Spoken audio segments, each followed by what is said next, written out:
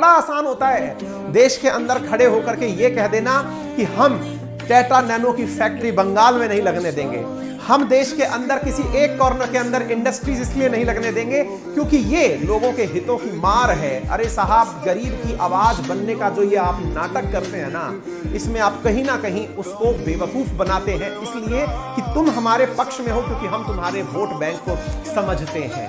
आप vote bank के चक्कर में उसके जीवन को अंधकार में ही रखते हो। गरीब को गरीब इसलिए रखते हो क्योंकि यदि वो अमीर हो गया या वो समझदार पढ़ लिख गया तो वो आपकी नीतियों को समझने लगेगा कि अल्टीमेटली आप चाहते क्या थे। ऐसी स्थिति में यदि वाकई में लोगों का भला चाहते हो तो एजुकेशन दिलाओ, उन्हें रोजगार दिलाओ। यदि आप किसी की वाकई में तरक्की चाहते हैं तो उन्हें ताजीवन टेक्निकल एजुकेशन फ्री कराओ। यदि आप वाकई में आप लगाओ ना टैक्स, पूरा टैक्स लगाओ, लेकिन सारी प्राइवेट स्कूल, प्राइवेट कॉलेज और प्राइवेट हॉस्पिटल्स बंद कर दो।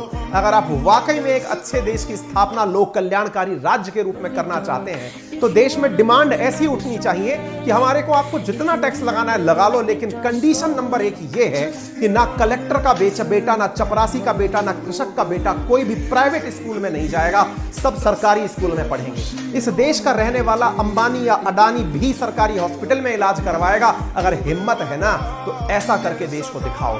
ये मत करो कि हम आपका पैसा गरीबों में लुटा रहे हैं। कारण है आप गरीब को गरीब बने रहने देना चाहते हैं, उसे समझाना नहीं चाहते कि असली कृपा कहां से आ रही है। इसलिए दुनिया भर की इन तमाम नीतियों का जो परिवर्तन हुआ ये आपको समझ में आना चाहिए। मैंने इसीलिए आपको ये बात दोहराव में दी। समटाइम्स हमें ऑप्शंस नहीं पता होते कि इसका अल्टरनेट क्या है। क्या सर गरीबों को फ्री में गैस चूल्हा नहीं मिलना चाहिए? मिलना चाहिए, बिल्कुल मिलना चाहिए। हम आपसे दूसरी बात बोल रहे हैं, आप गरीब को गैस चूल्हा देने की नौबत क्यों ला रहे हो?